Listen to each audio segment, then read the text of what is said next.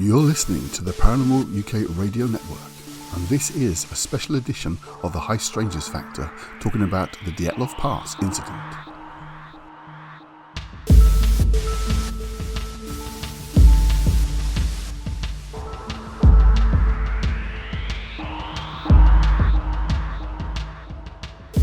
Good evening, everybody. My name is Kerry Greenaway, and I'm joined in the studio this evening by a co-host, my lovely Andy Mercer.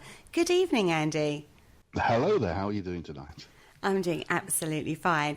Now, we have a very, very special treat in store for you guys tonight, because we've got a very special interview tonight on a subject that is really close to Andy's heart. Can you tell me what the subject is tonight, Andy? I certainly can. It's an event that occurred in the Ural Mountains in 1959, where a group of ski hikers, which were holidaymakers essentially, but they were students travelling up north into the Ural Mountains, basically met a rather strange end. They were very experienced at what they were doing. They knew the terrain reasonably well, camped for the night, and unfortunately met their end, each one of them that particular night. So it's 1959 in Russia, but it's absolutely fascinated me for years since I first heard about it. It's become known as the Dyatlov Pass Incident, which is the name of the leader of the group, Igor Dyatlov. It was named after him. It was a particular small region in the North Ural Mountains, a little pass between two high peaks. And tonight we have with us a chap by the name of Keith McCloskey, who's written 2 books on the topic, and I found them absolutely fascinating. I've listened to Keith talk about the topic on a number of occasions, and I really wanted to talk to Keith myself about it. So he's our guest for tonight, isn't he? Yes, he is. Good evening, Keith. How are you? Fine, thank you, Kerry. Thank you for inviting me on, and thank you for having me on, Andy. Well, it's excellent to say. I really wanted to talk to you, so it's good to hear you. Yeah, it's very, very good to hear you. Now, you've been researching this situation, this incident, for quite a long time, haven't you? Yeah, I have for quite a few years now, and I made a couple of trips to Russia to, investigate at source, if you like, and meet people who were involved from that time with the incident. And I went up to the Dyatlov Pass the summer, not last summer, the summer before, just to see the place for myself, which was quite eye-opening. And you've come across some really interesting information regarding this particular incident. You've looked at it in so many different angles. When I was looking at your work, you've covered so many different angles on this. You've literally left no stone unturned. Well, I think one thing I try to avoid is to have a pet theory and then say, anything else that contradicts my pet theory to rubbish it, or say, well, it's got to be this and it can't be anything else. Whenever I'm doing an interview, I often mention the story of somebody I met in Lithuania who was a survival expert. And as people who know this story, one of the first theories that comes up about it is that they were hit by an avalanche, a partial avalanche, and that's what caused some of the injuries, and they moved away from the tent down to the tree line to get away in case there was a further avalanche or movement of a slab of snow. Now, this survival expert, we were doing a bit of filming over there on the Dyatlov story, and he was absolutely adamant that it was, he said, not necessarily an avalanche, but it could have been the movement of a slab of snow, which can still cause quite a bit of damage. But no matter what you said to contradict that, anything that contradicted it, he wouldn't listen to it. And I think if you're going to get to the bottom of what happened to these hikers, you've got to keep an open mind. We will come on to it, but there's quite a few paranormal theories about this as well. And I do not discount any theory.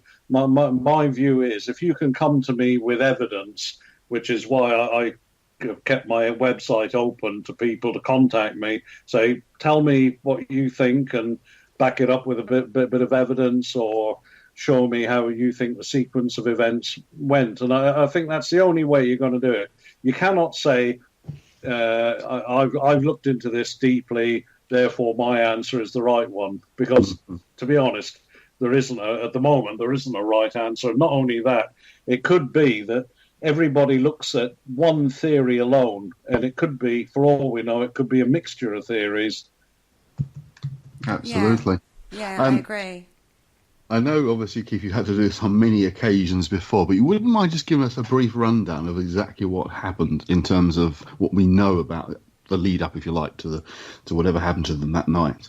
Yeah, well, as you were saying earlier on, Andy, there were ski. It's called ski tourism. That was the official name of it in those days in the Soviet Union, and it was very popular with students because it gave students a chance to get away, let their hair down. It's not something, say, that a bunch of students today would probably want to do, because it was a test of extreme physical fitness, apart from anything else, in temperatures that went down to minus 40 they're on the edge of Siberia there. So it's not the sort of thing you think, well, we'll just throw a couple of tents in the back of a car and we'll drive up into the mountains. They need a lot more planning than that. But anyway, there was 10 students set out from Sverdlovsk, which is now Yekaterinburg, after the fall of the Soviet Union, or the breakup of the Soviet Union. And it was in 1959. They set out to go north into the northern Ural Mountains.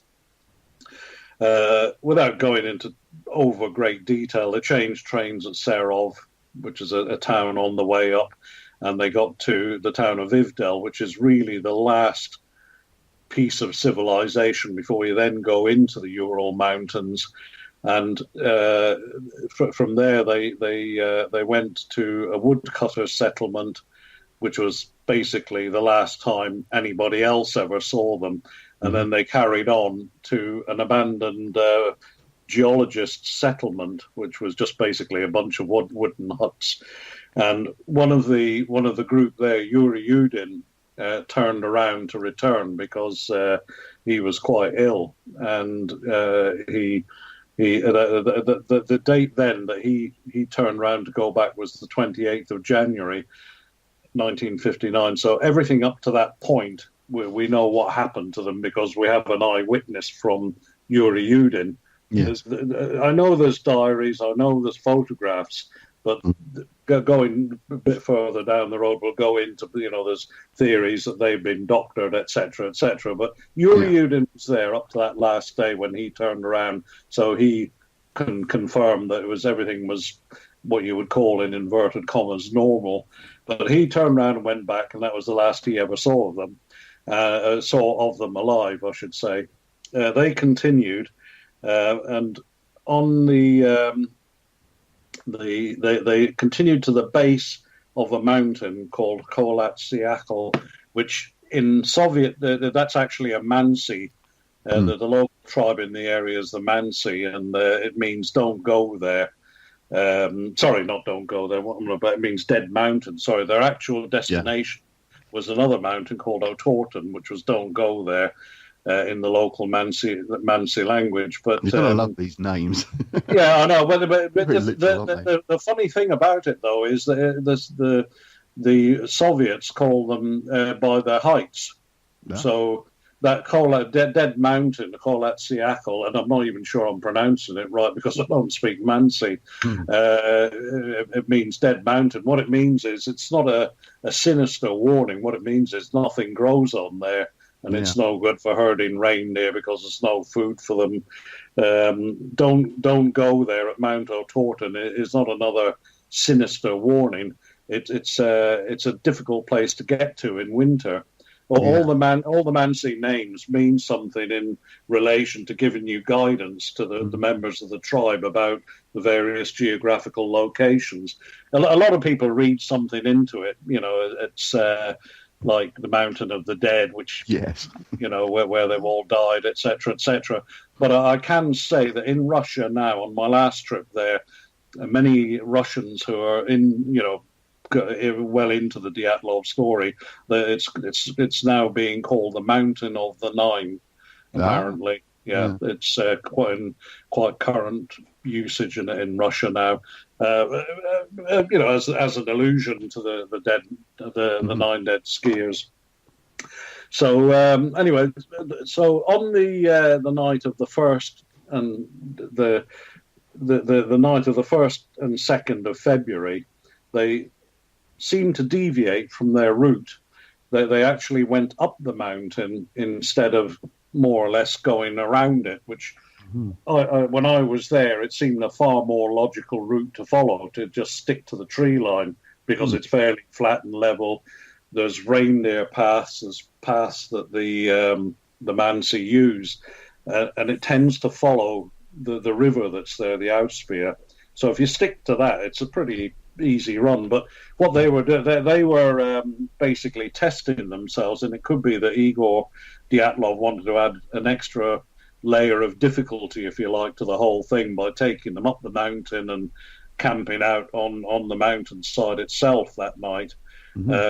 Nobody knows for sure, but it seemed a bit of a peculiar deviation to make. But that's one explanation for it, as to what they were doing up there, when they could have taken a bit of an easier route down at the base of the mountain. Anyway, that's what they did. When they didn't return, they were due back. They were due to send a telegram back about the 11th or 12th from a village called Vizhai, which they passed through on the way up before they went to the woodcutters' settlement. They were meant to get back to Vizhai and send a telegram around the 12th of February. At this point, they'd already been dead for nearly 2 weeks. They'd been dead for 12 days. Yeah. So there wasn't an immediate kind of, well, where the hell are they? And people weren't over worried just because they didn't hear. But as the days started to pass, people were starting to get worried, the families in particular. And I'll come on to that later on, because there's a theory as to why nothing was done very quickly. So eventually, the parents were going to the university every day. The tourist club, they were getting quite agitated as to why nobody was doing anything. So eventually, search parties did set out to go up and start looking for them, and they found the tent itself on the 26th of February. So this is almost 4 weeks after they were dead, after they died, but no sign of the bodies. And the tent itself had collapsed and there was slash marks down one side of it, where it looked as if they'd all slashed their way out of the tent. Some of the search party did make extra tears to get into the tent, but you see, at that point, nobody expected to find them dead. They thought that something had happened, or there'd been some kind of emergency, that they just left the tent, and they expected to find them all further down in the forest alive. Yeah. But the first bodies were found the next day. The first 2 bodies were found down by the tree line, by a cedar tree. They were almost naked. They'd had they just had their underwear on, and they'd also had burn marks to their bodies, to their arms and their feet, where they'd tried to start a fire, and the frostbite was so bad that they were actually putting their hands into the fire. It's hard to imagine, isn't it, the situation to be that bad. It's like I say, the temperature, the official temperature is minus 27 that night. But if you think there's a strong wind up there, which the 10 days I was up there, that wind was there all the time. So that must take it down to about minus 40, minus 50, that wind chill. So we've had winter here. There was one morning I went out, I think it was -6, and it was absolute. I had all my clothes on. It was absolutely. Could you imagine what it must be like to have your bare hands and trying to stick them into a fire, and your feet into the flames, and feeling nothing, because basically the frostbite was just attacking the whole body and killing them. It must have been absolutely horrendous. So anyway, they found the first 2 bodies, and then almost immediately they found a further 3. They found another 2 bodies, Igor Dyatlov and one of the 2 girls in the group, Zina, on the actual mountainside. And on the 5th of March, which was basically almost 2 weeks later, they found Rustam Slobodin's body in between the body of Zina and Igor Dyatlov, almost in a direct line. There was a couple of 100 yards between each one of them, and it's almost as if they were trying to make their way back to the tent. When you look at it, they're some distance away from where the first 2 bodies were found. The remaining 4 bodies weren't found for another 2 months when the snow started to melt. They tried to build a shelter. And it was when those 4 bodies were found that they found horrendous injuries on them, basically described as car crash type injuries, especially to the other female in the group, and one of the oldest male in the group, Semyon Zolotarev. His ribs were completely crushed, and so were Luda's, the other female. She was found draped over a rock, but the thing is, she hadn't actually fallen on the rock because there would have been deep snow, but there was deep snow covering them, which is why they didn't find the bodies for nearly 2 months. And there was 2 other members of the group there. Basically, one of them had an injury behind his right ear, which again seems peculiar, but also various types of injuries, with the worst of them being to Zolotarev and to Luda Dubinina, the other female. Her nose had almost been flattened into her face as well, as if she'd been punched by a heavyweight boxer. So they're very strange injuries. So I don't know how you want to proceed, because that finding of the bodies, which was over the 3rd to the 5th of May, the whole case was closed down just a few weeks after that. So I don't know where you want to proceed. But do you think it gives the impression that it was just, well, that's enough, we found them now, do we need to worry any further if it's closed down that soon afterwards? What happened was that the autopsies were done on the first bodies, and these first bodies were basically deemed to have died of hypothermia. So you think, well, fair enough. You couldn't answer necessarily straight away why they'd left the tent, but obviously something made them leave the tent. They died of cold because it was basically, you're in Siberia. If you don't know, they didn't have enough clothing on them. Some of them were in bare feet. So it's like the tent was left in an emergency. Okay, so you've got a big mystery there. But basically, they've died of hypothermia. They weren't stabbed to death.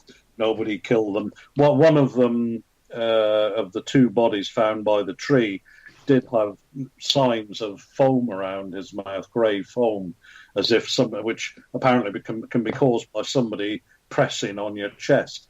Right. It'd be that, again, there's theories over that somebody had possibly been interrogating him over something, and he was being held, and extreme pressure was put on his chest which would bring foam to your mouth. But it's but basically it was decided that they'd all died of the cold, whatever had happened. But then when you find the other 4 bodies in the snow shelter, a completely different set of circumstances. It's like you've got 5 who would have died what you would call a normal death from the cold.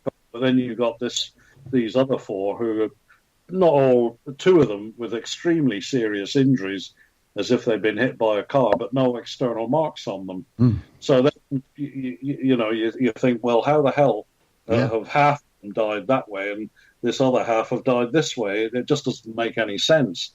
So, absolutely. And also what explains car crash type injuries, smashed ribs, and other injuries to the group.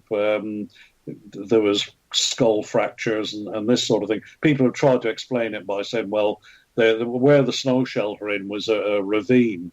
And when I say a ravine, it wasn't 500 feet high or anything. I mean, I stood there, and it's a fairly gentle slope, and it would have been covered in thick snow. So the chances of all 4 of them falling into this ravine in thick snow and smashing themselves so hard that it's just not feasible, really. Absolutely. So there's no real explanation for those injuries, which is what comes to the autopsy. The final conclusion of the report after the autopsies, which says they died of an unknown compelling force. What does that mean?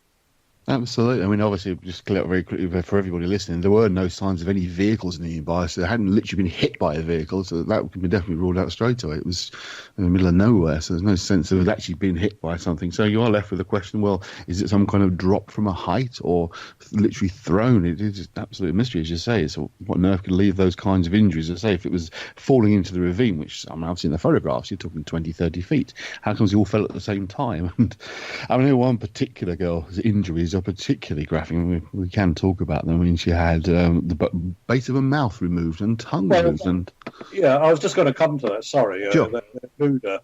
That was the other thing, but it wasn't an injury as such. But it's one of the whole peculiarities of this story is that her tongue and the root of the tongue was described as missing. Mm-hmm. So she was where she was lying on the rock. It was in a stream, and the stream had obviously it was frozen when they were there, but the ice had started. The snow and the ice had started melting. So there's one explanation that microorganisms had eaten away the tongue and the root, which is possible. But then that doesn't explain the other three that were also in the stream, but their tongues were okay. At least there was nothing in the autopsies about their tongues being missing. It just seems such a peculiar thing to say that the tongue was missing.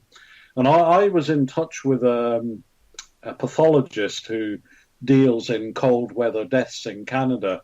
Mm-hmm. And he said it was extremely peculiar because his view of what happened to that group of four was he says that he's been 30 years covering pathology in northern Canada, and he said he's dealt with a lot of deaths of people frozen to death. But he said where they've been left for a while, he says what tends to happen is you get much smaller animals that haven't been hibernating attacking the bodies. He would have expected to see something like that. Possibly I know mice hibernate, but he said some animals don't hibernate, and it would be a much smaller animal that may have been eating away at the flesh, not on the faces, and he would have expected it to have happened to the others as well. But there's no report of any of that. You could say, okay, well, that's Canada, this is Russia, but they're very similar. The climate and the wildlife, it's all very similar. They've got bears in the north there. They've got bears in the north in Siberia as well. But he said that was one thing that he thought was odd about it. He wouldn't have expected the tongue to have been eaten on its own or to have disappeared on its own. He'd have expected the flesh of the face to have gone first. And the same as it wouldn't have just affected one person. So it's a peculiarity. Well, certainly I know also that, just mention a bit more about that little section, is that there was blood was found in her stomach, suggesting she may have been alive when it happened, as far as I've read, certainly. Well, it does say that there was blood found in her stomach, so it implies that possibly the tongue had been removed with a knife or cut out or whatever. But I was also in touch with a surgeon who said to me that to remove somebody's tongue willingly is one of the most difficult things you can do. You have to sedate them, and tongue, various muscles have to be cut, and then the tongue has to be drawn out for you to actually cut it. So if you've got somebody who's unwilling, they know their tongue's going to be cut out, they're not just going to lie there and you to pull their tongue right out of their head, unless they're being held completely immobile. Which, again, if you think about it, it was late at night. There was a virtual blizzard blowing. It was dark unless they had lamp. It's an almost impossible thing to do. Absolutely. If you're going to torture somebody like that, and why her? Well, one of the peculiar things about Luda, though, is she was the most outspoken of the group. If she always spoke her mind. And if she thought somebody was an idiot, she'd tell them to their face. And Yuri Yudin had said before he died that it's odd that she had her tongue missing, and yet she was the one that couldn't control her tongue. It's rather unfortunate, hopefully only a coincidence, but it does make you wonder, like, oh, blimey, someone really did lose the plot there and took her tongue out. Oh, Lord. That's the thing, because there are theories that they were attacked. And she may have thought, well, you lot, obviously it's a family program. You can't say you lot can go and reproduce somewhere else or whatever. and they took great umbrage and said, well, we're going to teach you a lesson. But to actually take her tongue out and cut it off, it's a very, well, not impossible, but a very, very difficult thing to do. So imagine under those certain circumstances, you say no lighting, absolutely freezing temperatures. It would be, I mean, unless she was already knocked unconscious, sedated, but then that suggests they met somebody else. But from what I understand, there's no evidence to say they met anybody else at the time to have done this. Well, the other thing is there's no footprints to back that story up. I've had people contact me on my email and say, you're an idiot because it's quite obvious that it was the Mansi that did it, or it was escape prisoners, or it was special forces that did it. But the thing is, there was only 8 or 9 pairs of footprints that were counted by the search parties when they got there. So if there was 8, there was 9 of them. So if there was 8 or 9 footprints that they counted, where are the other footprints? Yeah, exactly. They had to have been escorted down if they were held at gunpoint. You'd expect for other footprints to be further out, guarding them or guiding them down to the tree line. So it doesn't really make a lot of sense. Absolutely. Sorry, Kerry, you were going to say. I was going to say, any of the injuries, I mean, I don't know about avalanches, just putting it out there. Could it have been caused by an avalanche? That's the first theory. That I mean, if you look at the story first, an avalanche is the first thing you think of, because it's in the middle of winter. It's in the northern Ural Mountains. You think, well, there's a lot of snow there. Obviously, there might have been a mini avalanche, or even, as this survival expert I know said, a slab of snow, which is the top layer of the snow moving down and crushing some of them in the tent. The theory goes that they were in the tent, a slab of snow moved down and caused the crushing injuries to Luda and Zolotarev, who got the worst of the injuries. The snow had come down and crushed them while they were lying there in the tent. The rest of them had to slash their way out to get out and help them out. But the contradictions start then, because when they looked at the footprints, there was they were all walking unaided. So if they'd had those terrible type of injuries, they'd have needed to have been carried down probably, or certainly helped down. And what they were saying is that all the footprints seemed to be people walking under their own steam. The injuries to Zolotarev and Dubinina were so bad that certainly they wouldn't have expected her to last for longer than 20 minutes, because her chest was completely crushed in, and so was his. He was in a really bad way as well. They were all extremely fit, and he'd fought in the Second World War. He'd fought at Stalingrad, so he's quite a tough cookie. But even with all that, they haven't got anything on their feet. They're not dressed for the cold. So with serious injuries, your survival time is reduced even more. So, and it's highly unlikely. I don't know what it must be like to have a crushed chest, but I can't imagine I'd be able to walk more than a few feet with it, let alone walk down with a blizzard starting and walk down in the snow. I'd certainly be looking for somebody to help me. But that's the theory about the avalanche, and but as I say, you can almost contradict it straight away. But I was going to say the other big problem, of course, is when the tent was found, it was partially still standing. If it were hit by an avalanche, even as slow, like it would be completely collapsed, wouldn't it? It would have, it would have been flat. And if there'd been a large slab, it would have probably gone right over it, but it hadn't. The excuse me, the tent poles at both ends were still standing. So it doesn't really follow. And the other thing about it is, when I stood at that's the thing, a lot of people don't really know exactly where the tent was, but you can work it out more or less roughly.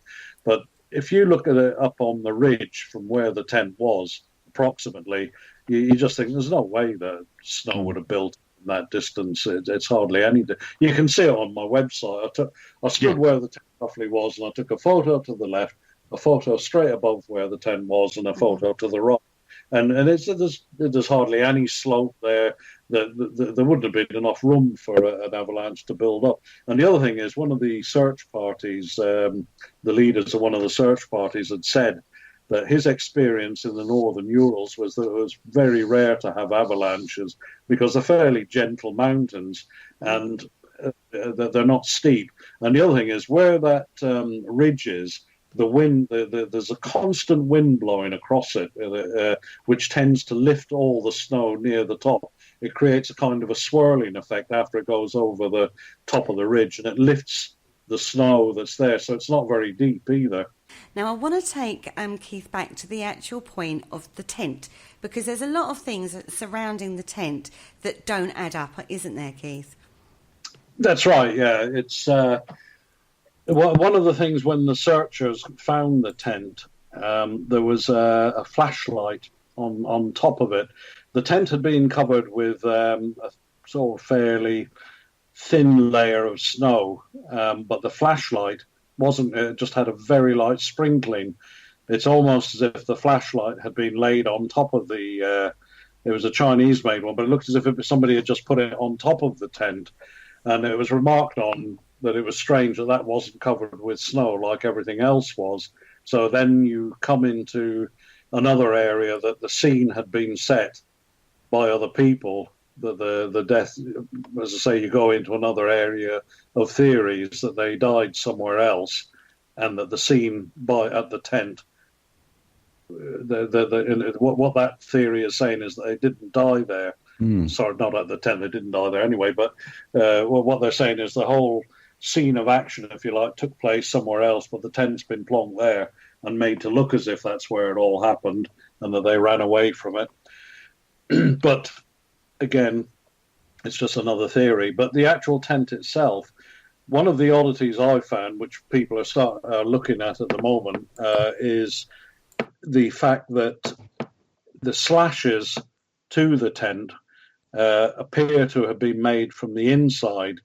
Now, when the tent was taken back for examination to have it looked at properly, it was examined by a seamstress. Yeah. Who had said that the cuts were made from the inside of the tent, and I did mention earlier, the tent had been cut again by some of the search party to make the holes bigger. They openly admitted it because they were trying to get inside to open it all up and see what was inside. So some of the cuts were made afterwards, if you like.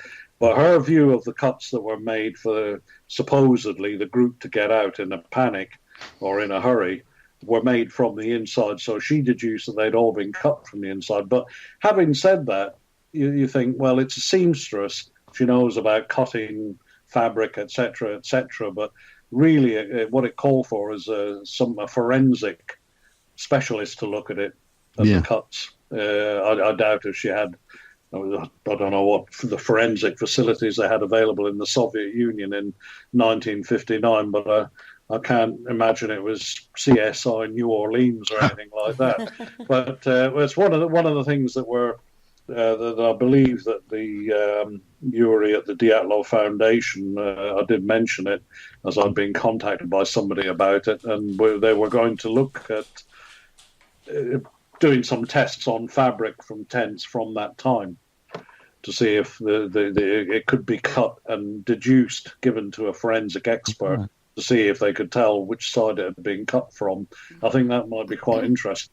Definitely. I mean, one thing obviously we've got to just clear up for people is that we're talking about tents in the 1950s, so there weren't zips at the front which you undo in a few seconds. There were buttons, like the duffel coat buttons, so it would take longer to do that than to cut the way out. So it clearly suggests something spooked them for them to decide to cut the way out rather than undo the buttons. One of the things that I've come across, I wanted to ask you particularly about, Keith, was the idea of once they had cut their way out, that they appeared to be walking away rather than running. I don't know if that means anything to you. Have you?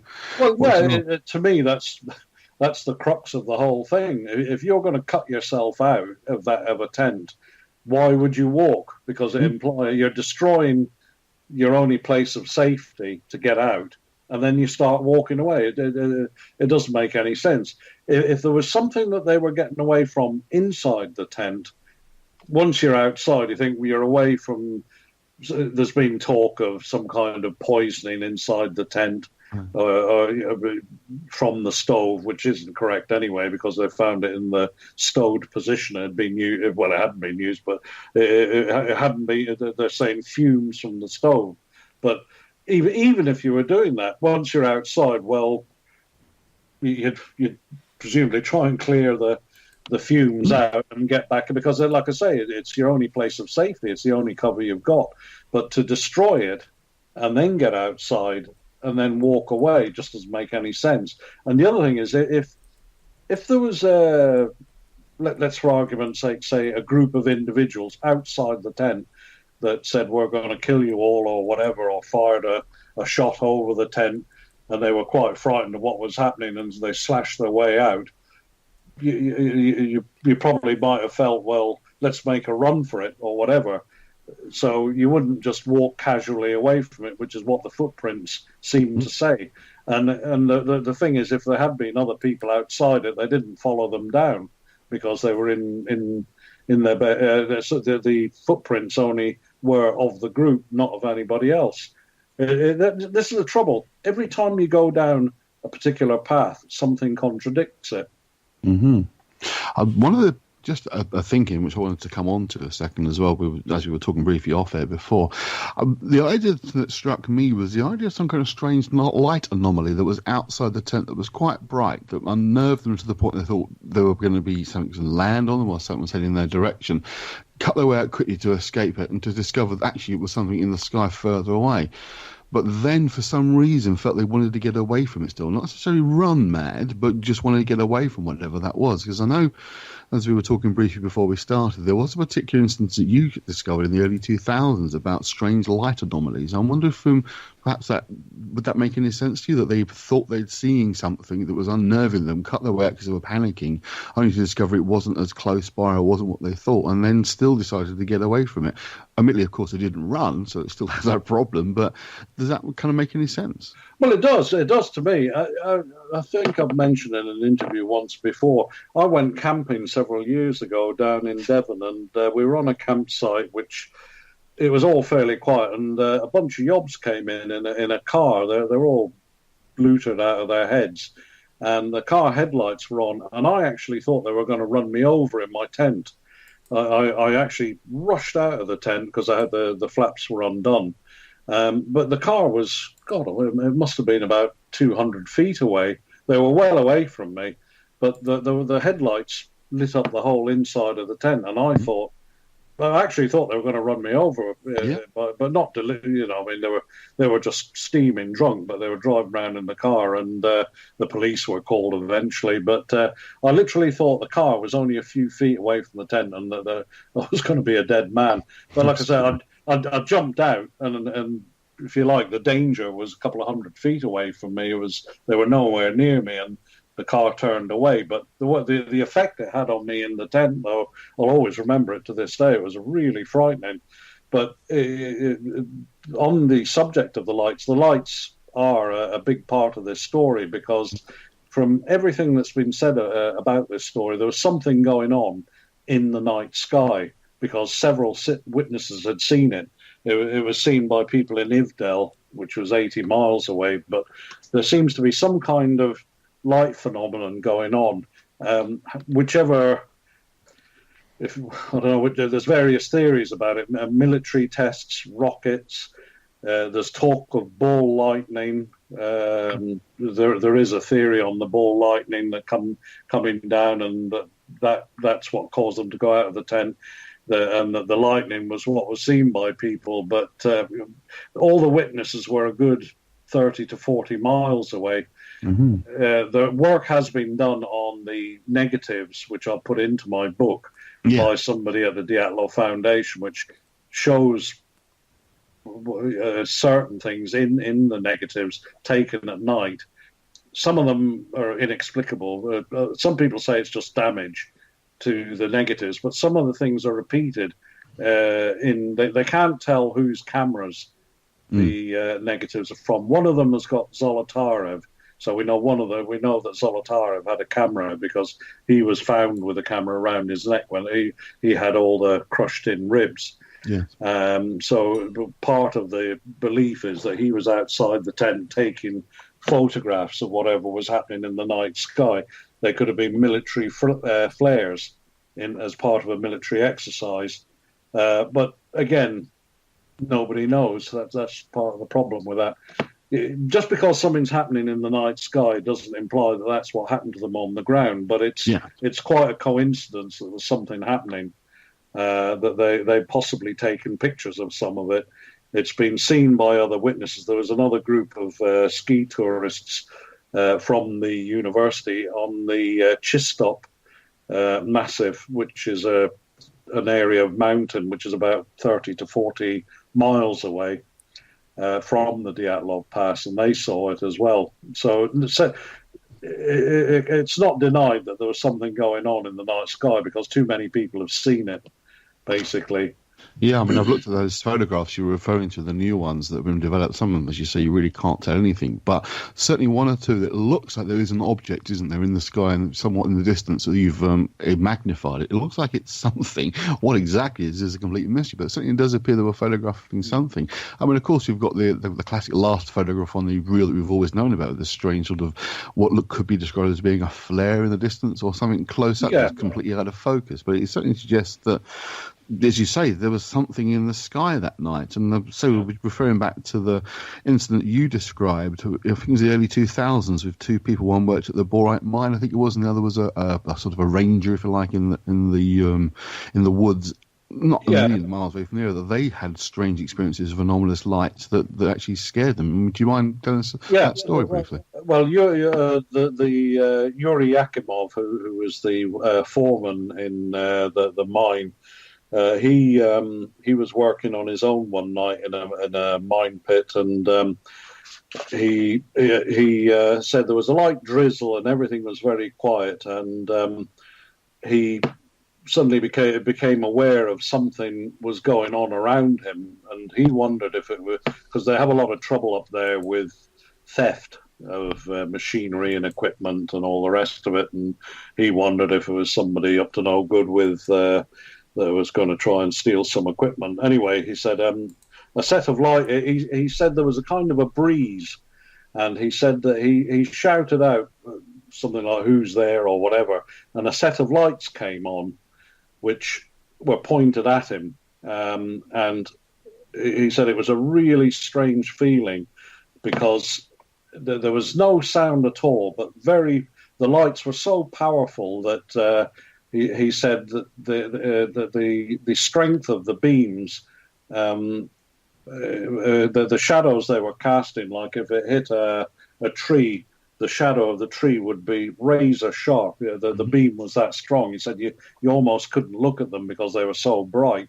And he said there was, I think he said there was 3 or 4 of them in a row, as if 4 people were standing, each holding a very strong light.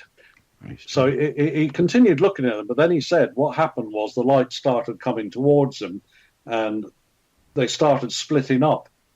The more lights were being created, and he said they started juggling all over. He said the effect was if you had a group of people who were trying to scare you and that they were multiplying. And he said, and the lights were going all over the place as if they were holding the light in their hand. Like they say it was a flashlight that had a large handle, because he said the light started going all over the place as if they were. But he said what the effect was that they were coming towards him, and he said the feeling he had was a real fear. So he got behind a piece of machinery and he hid, and everything stopped. But the lights stopped and still continued shining towards him. But he didn't look at them, and eventually the lights just switched off. He said there was a bang like a large electric shock and quite a strong breeze. And he said, but he said the effect that it had on him. He said he felt really ill for several days afterwards.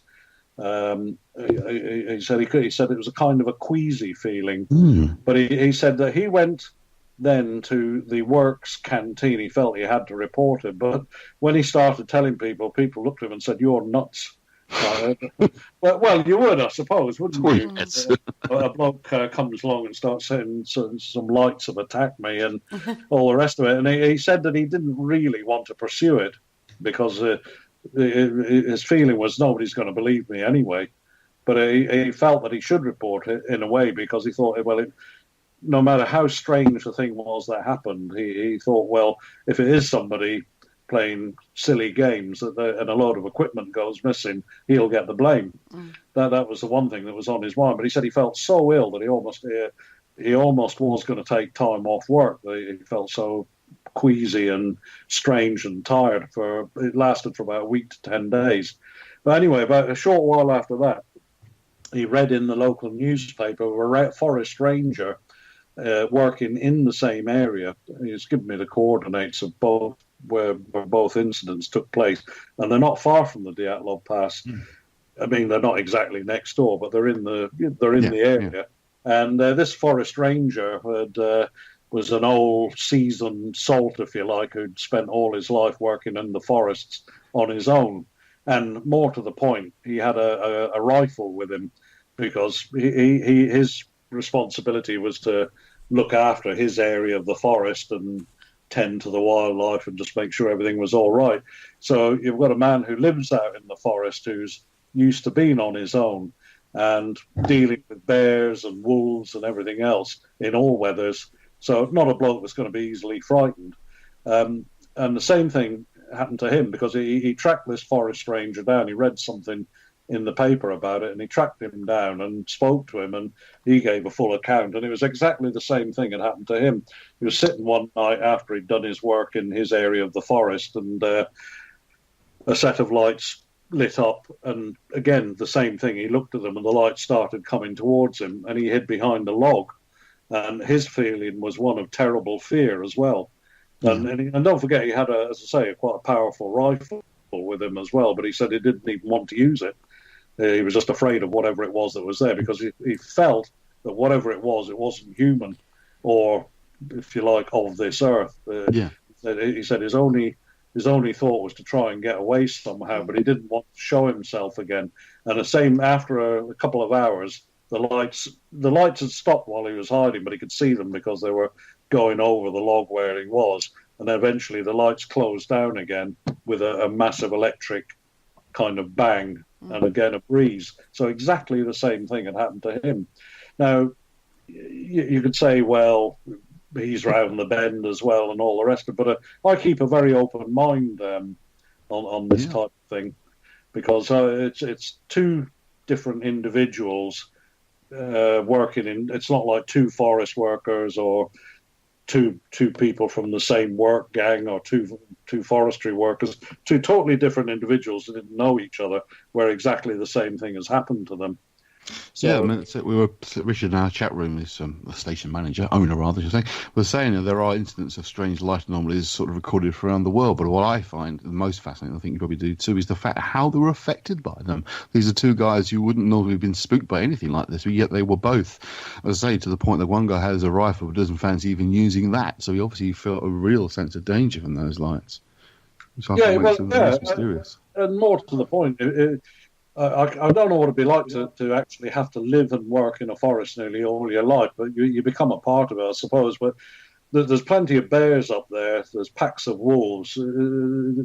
This guy was living in amongst them, and that didn't faze him at all. You know, he had a rifle for the bears, but suddenly it was something that was so strange, if you like, that was beyond his understanding, which basically is he was so fearful by it that he just didn't want to go anywhere near it. He wanted to get as far away as possible. And he also had the same feeling of queasiness and tiredness for about a week afterwards, he said to Yuri Akimov.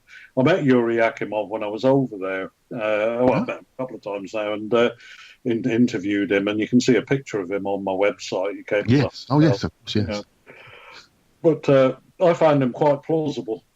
Yeah, I mean, to me, that's what strikes me as the thing, that maybe the light, these anomalies, were seen by the group outside the tent. They cut their way out, the light disappears, but they're thinking, I don't fancy hanging around and see if that comes back.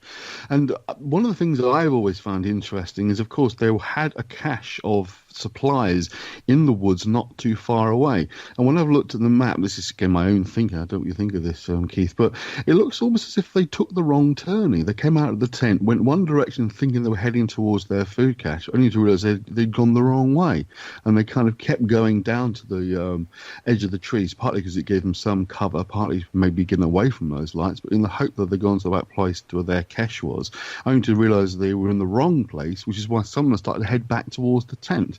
So I find wondering that maybe they were sat there waiting, is that light going to come back, is it going to affect us? And then an argument breaking out about whether to go back to the tent or not. I mean, it doesn't explain everything, obviously, but what do you think about the idea that perhaps they went in the wrong direction? That's quite possible, because when we were camping there, we actually camped where the cache was at the base of the mountain, and it's quite a steep run up it, but it would have made sense to have come out of the tent and then and I must admit that's quite a plausible scenario, that they would have gone back towards it, because it didn't really. I can see why they went where they went, down to the tree line, because that was where that tree line is, and bear in mind it's moved forward now about, it must have been at least 100 meters. Mm-hmm. The trees have started moving up the slope of the mountain from when they were there. Mm-hmm. But it was actually the closest point to the tent. But it would have made far more sense to have, if you like, guided yourself slightly to the right to get back to where they'd left the cache. To get, there's a stone belt ridge there that runs down from the mountain. It sort of dips down, and then it comes up again to where there's a lot of exposed rocks. And they were to the side of that, so they'd have had to have gone around that area to get to where the cache was. And again, that doesn't make a lot of sense that they would not go there, because at least there was some food there. There was some supplies and provisions. It would have made more sense to do that than to have gone where they did. But the other thing I suppose you got to say is it was late at night. There was no moon. There was a blizzard. There must have been some element of being whatever had happened to them that had caused them to do that. There must have been maybe an element of shock even. So that they probably. But you see, again, they were up there testing themselves, if you like. So here's something that happens out of the ordinary. You'd have expected them possibly to say, "Well, let's get a grip here and see what we're doing." I mean, they're walking to their virtual deaths. Yes, in bare feet and socks.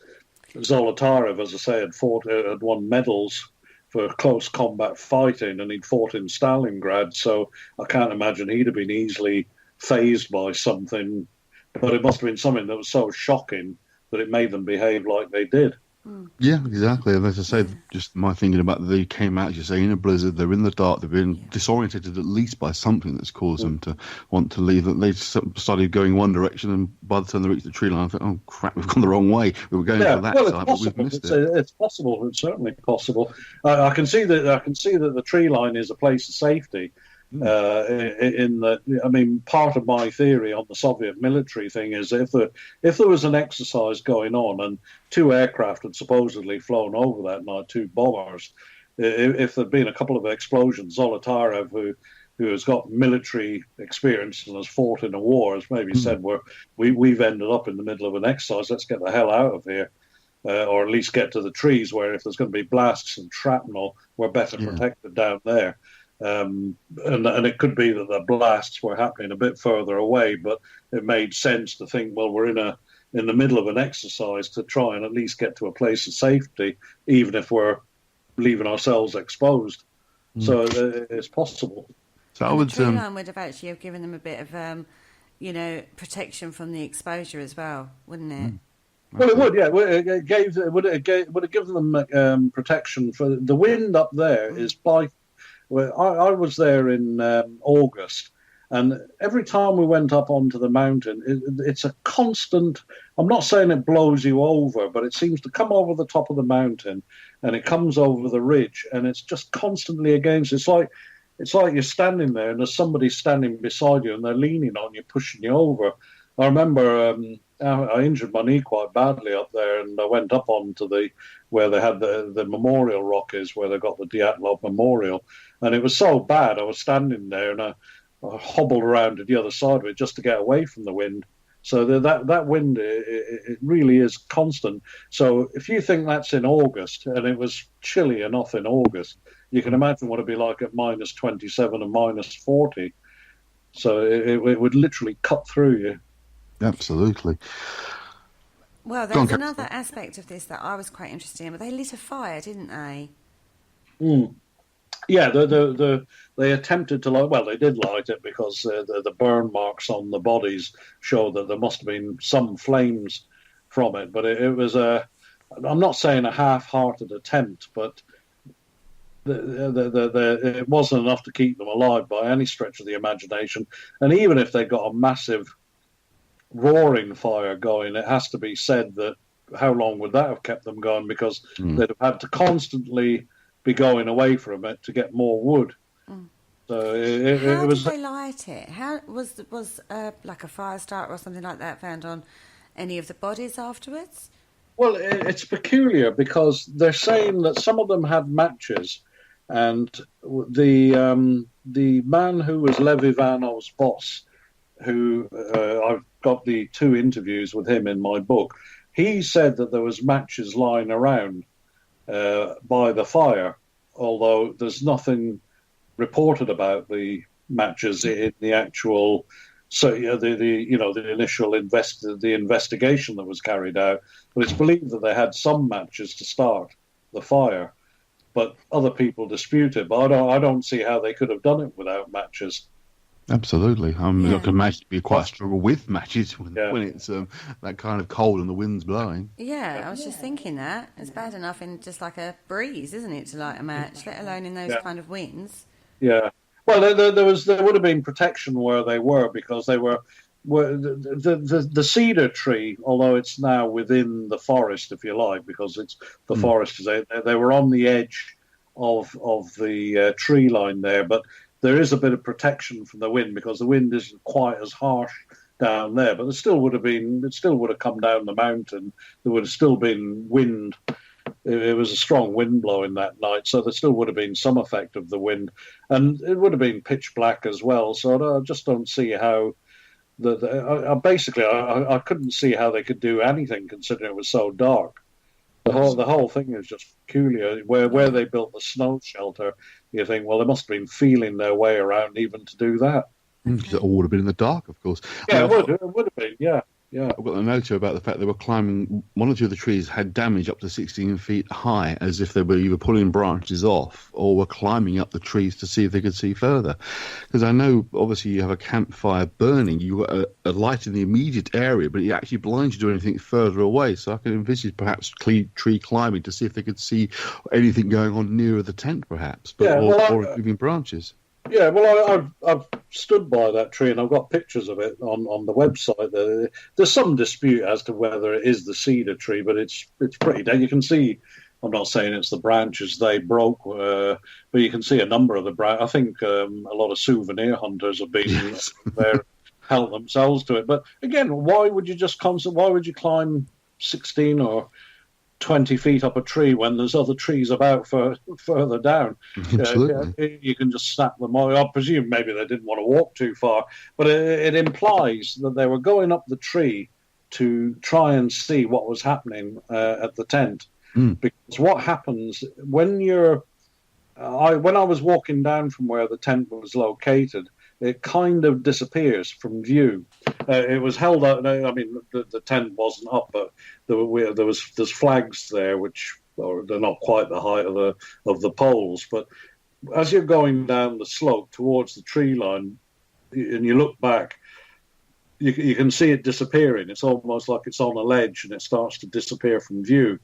And part of the theory is that they'd gone up the cedar tree to look back to the tent. But why would you do that if there wasn't a reason to? There must have been some reason. And again, I think that's quite plausible that they were doing, because they found skin, that had been torn and stuck on the tree itself. There was obviously bodily marks left on the tree from where they've been climbing up it and maybe cut or grazed themselves on it. So they must have been going up there to try and see the tent. But again, without light, you couldn't see anything. Unless they believe there was some kind of light anomaly that was visible. There, at the tent of some kind. Yeah, that's it. Unless there was some kind of a light anomaly, perhaps it did reoccur, which is what kept them perhaps away from going back to it. Well, the theory is that one of the theories is that they went there to escape whatever was there and were waiting for it to die down before they went back. But Absolutely. If you've got any sense, and they were all intelligent, educated people, they were obviously in mortal danger for what they'd done. They put themselves into extreme cold with wearing virtually nothing. They must have started shivering almost immediately. So it was just a matter of time before hypothermia overcame them anyway, let alone the serious injuries. But presumably, if there was something at the tent that was dangerous, then it must have been more of a danger than the danger that they were in. If you Absolutely. Yeah, I mean, obviously, if they don't even have the time to get dressed properly, slash their way out of the tent to escape it. But, it often comes back to that same thought, well, if it didn't run away from it, then whatever it was they thought they were being threatened by clearly wasn't there when they got outside, but decided, regardless of the fact that the tent was probably still serviceable, even if it had holes in, decided to walk away from it. It always strikes me as that just seems an odd thing to do, however you kind of try and paint the picture. Mm-hmm. Well, it does. The only thing I think is that possibly they, and again, I know it's my pet theory, but contradict it if you want, but if there was a military exercise going on, like me in the tent that night with that car, I thought the car was literally on top of me, and it wasn't. It was I didn't slash my way out, but I really got out of there as fast as I could. Could it be that they slashed their way out of the tent?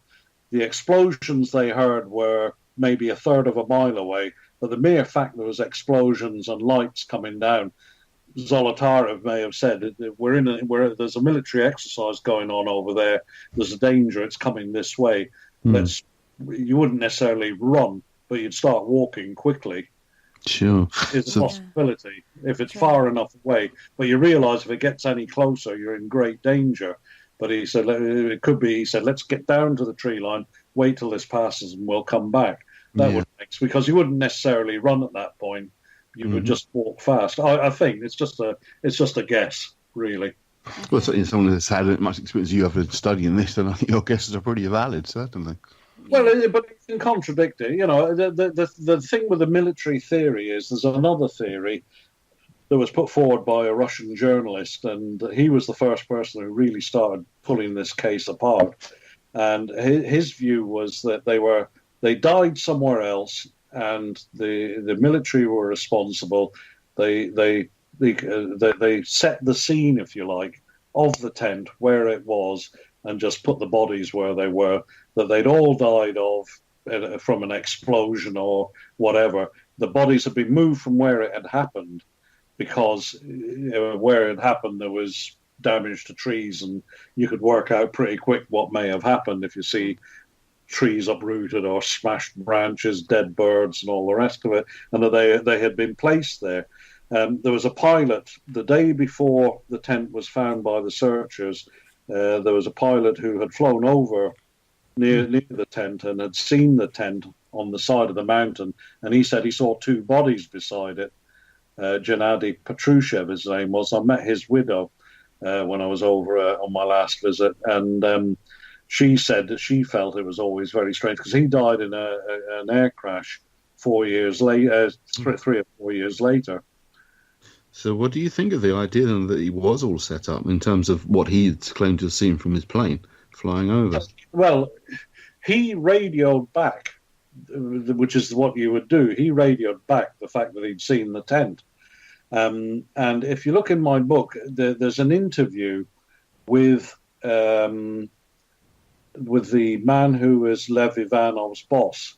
Mm-hmm. And he's interviewed by a current, I think he's just retired anyway, Leonid Proshkin.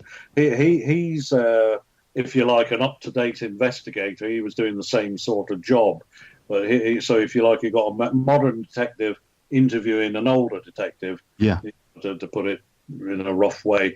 And he said that he's looked through the whole case files and all the rest of it, and he said, I find it peculiar that every day The search was going on. There's between 6 to 12 telegrams going backwards and forwards. And on the 25th, the day he radioed back about the position of the tent, there's not one telegram. All the telegrams had disappeared. That is strange. He said every day, literally every day over the whole period, the 21st, 22nd, 23rd, whatever, and then the 25th, there's nothing. And then the following day, the 26th, another dozen telegrams. That is definitely suspicious. Yeah, well, that's a modern investigator, Russian, who said that to him. And when he said it to Lev Ivanov's boss, Evgeny Okishev, he says, I can't explain that, basically, which he can. Now, oh my goodness, where do you start? Because everything seems to contradict each other, doesn't it, Andy?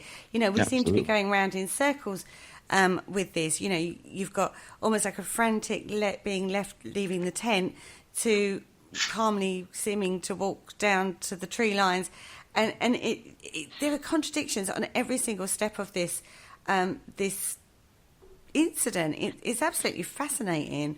It's certainly difficult to build up a complete coherent picture of all the events that were occurring to account for all of them. Any kind of conspiracy or explanation of an unusual event has to be able to account for all the things that have occurred in order for it to be seen as completely coherent and one you can absolutely run with. But as Keith's saying, there are elements to suggest this could be a Russian military operation they indirectly found themselves in the middle of, or actually got caught up indirectly. But again, we have the problem of not really lots of evidence of other people being near them at the time, so it suggested something being seen further away.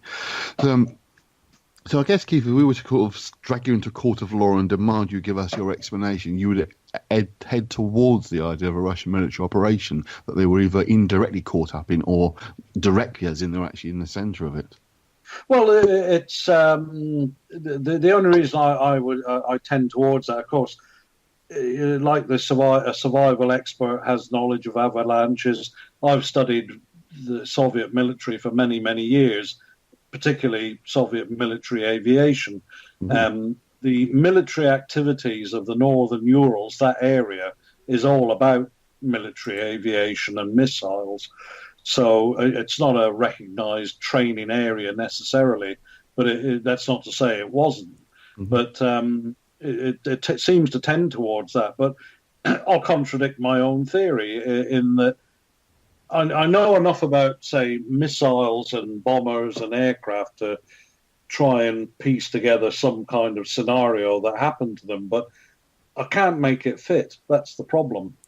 I can't say there were 3 Yak-25s flew over from a base. There was a base about 80 miles away to the east. It doesn't seem to add up, though. That's the problem. But the reason why I still tend to think there's some kind of military involvement or whatever is because there's 2 things. One is the radiation, and the other one is the arrival, which I put in my book, of the arrival of the second most powerful man in the Soviet legal system, who basically, the day after the case was closed, the day after the radiation report was finished, he arrived, went to the prosecutor's office, and went to see the heads of the local Communist Party in Sverdlovsk, and closed the whole case down. And he said to Klinov, who was in charge of the prosecutor's office, and to Ivanov and to Okishov, tell them, i.e. the parents of the group, it was an accident, and that's it. He didn't say anything else. And what he's saying, and it's in my book, what he's saying is, what Okishov was saying is that Yurikov sat there, he'd arrived from Moscow, it said he didn't have the slightest interest in what they had to say about the case. He said he didn't. They asked him about armaments tests. They said he didn't deny it, but he didn't say anything else either. He said it's almost as if the whole case was clear to him. He knew what had happened, but he wasn't saying anything. And then he says, "Close it down and tell them it was an accident." And what Okishov says is, you imagine we've just found or recently found the last 4 bodies which have got strange and terrible injuries and were told to close it down because he had organised a trip back up to the Dyatlov Pass with a group of troops to really go around the whole area and search and to try and see if they could get to the bottom of it. He said they weren't allowed to do it. The whole thing was just shut down. So why would you do that? Yeah. If it was an avalanche or as ball lightning? I mean, is a bloke going to come from Moscow, the second most powerful man in the legal system, and so not even admit it's ball lightning or whatever, or an avalanche, just say close it down, tell them it was an accident? Why would he even do that? Yeah, I mean, that screams of a military incident being covered up, doesn't it? Well, it does, yeah. To me, it does. But I can't fit the if you like, you've got a jigsaw there and you can't quite see the pieces, but I can't make it fit. Yeah, again, that comes back to that same problem, doesn't it? You've got the guys in the ravine. How do those injuries occur? Yeah. And the other thing is about Okishov talks about radiation. There's an implication that Lev Ivanov undertook that on his own. I mean, he was just a detective, if you like, the Soviet equivalent. He was an investigator, but if you like, a Soviet detective. Anything to do with radiation and nuclear, the whole subject of nuclear matters, if you like, in the Soviet Union would have been a red light area. Nobody in his right mind would go near it if they thought that was responsible. So the instruction that came for the radiation tests came from Moscow to conduct tests and see if there was any radiation involved. So it implies that there's something there to do with radiation, but what exactly, nobody knows. But don't forget also that the whole area up there, they didn't close it down as some people say. What happened was they wouldn't give permits for anybody to visit. I mean, just as today, to go up there officially, you have to register with I had to register with the police and the Ministry of Emergency Situations. You can do it without, but you don't really want to get into trouble. You don't want to be stopped and asked for your papers by anybody and say, well, what are you doing here? And at least if you're registered, you can travel okay. But in those days, security was very tight. You couldn't go anywhere you liked. So Sverdlovsk in those days was a closed city. So they just stopped giving permits out, other than if you're a forestry worker, you had a reason to be there, but nobody else could go up there. So basically they closed the whole area down for 4 years. So it makes you wonder, were they doing something? Or whatever. If there was elements of radiation up there, maybe they were tidying that up. Who knows? That's the thing. In the autopsies of the bodies that they did, wasn't there radiation on some of the bodies? Yeah, there was, and on the clothes, beta radiation, which is suggestive of military-type radiation. Some people have said it was fallout from there was a nuclear bomb. Bombs were tested up in an island, I can't even pronounce it, but Novaya Zemlya, up in the Arctic Ocean, that maybe there had been fallout of radiation from those bombs. But it's a bit fanciful. The thing is, there's a nuclear warhead storage area, and they replace nuclear warheads and get rid of the older ones. That was there when this happened. That had just started. So there was a nuclear warhead storage area in that region. So would there have been a leak or something from that? It's again, that's possible. Okishov says in his interview that he had been talking to somebody who said that, I mean, there was a moratorium on nuclear tests, but he spoke to somebody in the Soviet Union from that time who said that they moved nuclear testing up from where it was in the Caucasus up into the northern Urals, but he wouldn't say any more than that. So there is a suggestion that there was some kind of nuclear testing going on up there. Yeah. But again, if you're testing, whether it's underground or they weren't allowed to do it over, they'd signed an agreement not to do it overground, but if there was some testing that was underground, could it have been a leak of some kind from that? It's quite possible. But the levels weren't that high. Well, they weren't that high, but it's a peculiar thing to even test for. Well, if you find bodies dead that look as True. if if you found somebody who'd just been hit by a car, you wouldn't say test him for radiation. No, No, that's true. certainly not. Yeah, but sorry, I'm not being facetious there, but No. the whole radiation thing is odd. But the beta particles wash off in water, and don't forget, all the bodies had been lying in water for 3 weeks. So a lot of the worst of the radiation had already been washed away. Yeah. Yeah, that's true. There are some questions around the autopsies, aren't there, about exactly who had what injuries, from what I remember reading. It's almost a bit slapdash as to how it was handled. Am I right in thinking that? Yeah, you are, but I'll be honest with you. I don't believe the autopsies. I think the trouble is, if you come to this case as a newcomer and you look at it and you say, well, it happened in 1959. There's not a lot of other paperwork, but we have got the autopsies. But everybody looks at them as if Moses had brought them down from the mountain. They're set in stone, and you can't dispute anything. Well, why can't you dispute it? The Soviets were quite good at disinformation. Yes. If you want to hide something, all you've got to do is say, well, half of them died of hypothermia, half of them died from terrible injuries, and you can't explain it, can you? Yeah. Could it have been that they'd all been killed in a blast, and it was obvious that they'd been killed in a blast? Burst lungs and eardrums from a pressure wave from a blast. But if you put one cause of death, that they'd all died in a blast, it's quite obvious that the military or somebody associated with the military is responsible. Even if you said they'd all died of hypothermia, people would say, well, what the hell made them that? But once you start mixing it all up, Luda's tongue missing, I'm not even sure I believe that.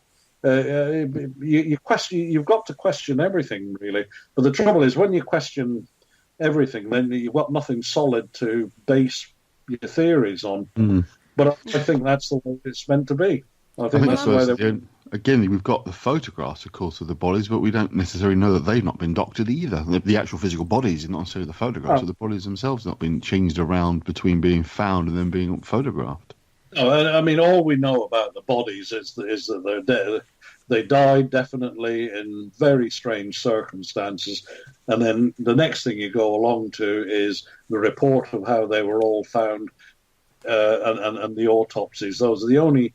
The one thing that might start looking at it, but the trouble is, if it's a pressure wave, you wouldn't find it. But if you dug the bodies up now, you could test the bones for further radiation or whatever, possibly, or even the injuries. You could look at the injuries again, because presumably it's the bodies would still have the broken limbs and everything, so you could maybe work something out from that. But there's no chance of exhuming the bodies for that anyway. I know they were talking about the fact. Sorry, Andy. I was just saying, I know, but some of the bodies are buried in one graveyard and others are buried in a different graveyard. And there were moves to hope to bring them all together, but even that's not been allowed, has it, for removing the bodies? No, there's two. Two of them are buried in another cemetery. I mean, there's talk about why that was done, as if there was KGB involvement, because the other cemetery is supposedly for higher-ups of the time, if you like. But I've been to both cemeteries, and there's wild dogs in them. There's people jacking up heroin. They're not places you really want to go in on your own. It's the relatives that won't allow Zolotarev and... it's Kolovatov. The relatives won't allow their two bodies to be exhumed, to be taken across to the main cemetery, because Yuri Yudin is buried with the rest of them now in the main area. But Yuri Kontsevich of the Dyatlov Foundation had made an attempt to at least try and bring them all together, which I thought was quite a noble gesture, but they wouldn't allow him to do it. So what he did was he's moved... He dug up some of the soil near the two bodies, and he's moved that over, so at least there's a kind of a symbolic gesture of them being together. Sorry, that's okay. I was reading an article regarding this, and one of the theories is to do with the infrasound phenomenon.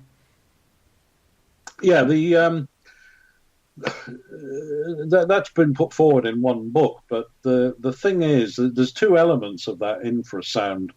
One is that there was an infrasound weapon, and the other one is that the infrasound was created by the kind of vortex effect of the way the mountain is. Both are possible. What I would say about the infrasound, say the vortex effect, is that not everybody is affected in the same way by it. Some people are not affected by it at all. So it implies that all 9 of them would have had to have been affected.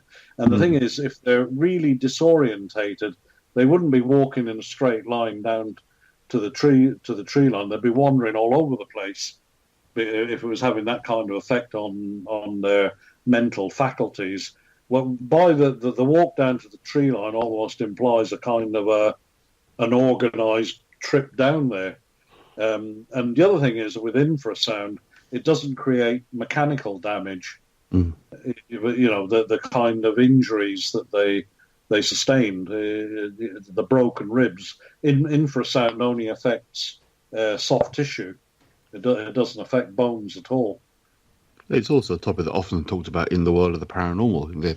The fact that there could be some of the causes of people's strange experiences are down to infrasound, but it's very much open for debate, certainly. It is, yeah. And the other thing about the weapon element of that, there was a gentleman called Vladimir Gavro that a lot of people, he was Russian, but he was living in France back in I think it was 1930s, I'm not sure, but he'd done a research into infrasound.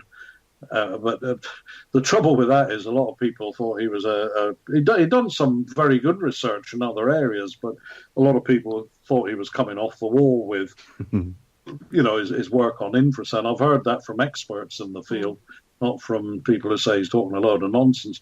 And the possibility that there was a weapon, you can actually weaponize infrasound, but apparently you would need, with a state of research into it, and this is today, you would need a machine that was the size of a 40-foot container to use an infrasound weapon, and bear in mind, this is 1959, so you'd need to get something the size of a 40-foot container up into the mountains when you can barely get yourself through the mud, to use it up in the, and why would you do that? Why not? If you had a large infrasound, why not use it in a city, or at least in a facility, rather than up into the middle of nowhere in the middle of a blizzard? Doesn't make a lot of sense. No, that's true. It was, it was just something I read. I thought I'd bring it to the table. It's quite plausible. I mean, the other thing I'd say about infrasound is I camped up on the mountain one night.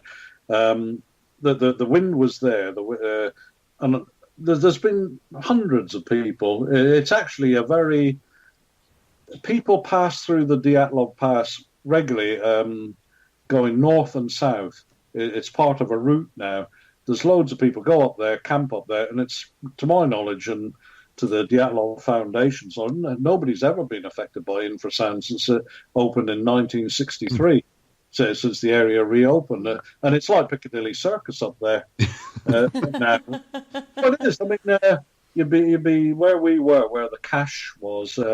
You come down from the route from where the memorial stone is, and there was people passing by every day who were hiking. But there's it's a route to the northern the polar Urals. Yeah. And people go. It's an established route now. The Mansi are there as well all the time, and although they're not into their, they've become like what's the word? The modern American Indians now. I think a lot of the old ways of the Mansi are dying out with the reindeer. I believe the government there in Russia, I may be wrong on it, but I think they get the state subsidy to make them stay in the area, so at least it stays populated as they do with other ethnic groups in Russia, because it's a very underpopulated area. The whole of if you go north across Siberia, there's massive area, bigger than Africa, and it's hardly anybody living there. It is one of those things you can find someone doing the research on this a couple of years when I first uncovered it, sort of sitting at home nice and cozy and comfortable, just trying to imagine what it must be like to be out in those sort of areas in the middle of the winter. I mean, you said yourself, even in August is pretty unpleasant, but to be there in the middle of, say, February in that deep snow, that's not my idea of a holiday, certainly at the best of times. No, but having said that, they trained for it. I'm not a young man anymore, but they were early 20s. Extremely fit, and they had all the gear for it. So, and they enjoyed it. And the thing is, in the Soviet Union in those days, in the West, people had rock and roll, and there was a lot more money in, say, the USA. I'm not saying it was quite the same in Britain, but teenagers had things to do. But in the Soviet Union in those days, they were still recovering from the war, and there wasn't a lot of money about, and youngsters, I'm not saying they're youngsters in their early 20s, but they needed to let their hair down, and that was a way of doing it, because the society there was riddled with KGB informers. So it was a chance to get away out of the city and go out into the wild and just be yourself for a couple of weeks. Absolutely. I was Ian, just sort of doing my research into this, it was very much a closed society, and you did feel very much that you would be watched whatever you were doing, you had to be careful. And I know one of the theories that does bounce around is about one of the chaps whose name just escaped my screen, who was considerably older than the rest of the group, was Zolotayov. He was 38, and he said to himself he had military experience, he'd fought in Stalingrad, that it seemed a little odd that someone of so much older than the rest of the group should be involved. But, I mean, again, from what I understand, he was part of his training. He was trying to become an expert ski guide, I think it was. Am I right in thinking that? He was, and he'd been working in the Altai Mountains, which is another very popular area for ski tourism, and to him it was just a way of keeping his hand in. There is talk that he had a bit of a soft spot for Zena. She was she was one of the two females in the group, and very, very attractive. But the thing is, he was actually old enough to be the father of nearly everybody in the group. When you think it was actually his birthday the night he died. He would have been 39. Yeah. But he was, he didn't really seem to fit despite that. What Yuri Yudin said about him was that once they got to know him, he fitted in, he sang songs with them, and they considered him one of the lads. But it's a bit of an odd. There's a theory that he was a KGB agent, and that they were meeting foreign agents in the northern Urals to hand over radioactive materials, because a couple of them had been working or were involved with secret nuclear establishments. So, and that they were going to hand over some radioactive material.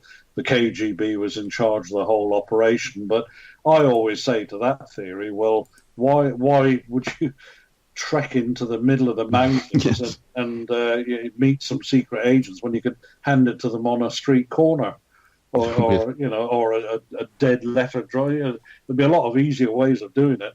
Apart from anything else, if the KGB watched everything, if they thought there was something going on that you'd find any secret agents who met them up there, you just look for their tracks. But I just can't imagine it, really. But it's a theory. Yeah, the old stand sit in a park somewhere and hand over the briefcase that looks exactly the same as the other briefcase and walk away. What's the point? Well, it just doesn't make sense to me, because you would need two groups to meet up. I'm not saying it's the middle of nowhere, but there's blizzards. It's not like you say, I'll see you at that tree over there that's 10 trees down from the other one. I mean, you could say you could meet up there, but it just doesn't make a lot of sense. It really doesn't. It's and also part of that theory works only if you consider that when one member of it, if you like, was in on it, the rest of them weren't in on it. So how was he going to explain to everybody else he's bumped into three blokes in the middle of nowhere and he's giving them something? I mean, I haven't really gone into that theory too well, because I just don't think it holds water. But if somebody comes along and says, I've got a document here that proves it, because they'd set it all up, and who's to say how things work or don't work? But and that's the other thing I wanted to mention. There's a lot of forgeries starting to appear now with regard to this story. Because when I was last over there in Russia, I was told that there was a piece of canvas that was being touted around that supposedly had blood on it that was found in the KGB archives, which was from the tent, which had genuine blood on it, that they'd been murdered there, and it turned out the whole thing's a forgery. And there's other documents that have been appearing that are forgeries. So there's all sorts of disinformation starting to come out about it now as well. So you've got to be careful what particular route you go down. Well, am I right in thinking the tent itself has now disappeared? Oh yeah. The tent, that was one of the first things I asked about. It disappeared completely.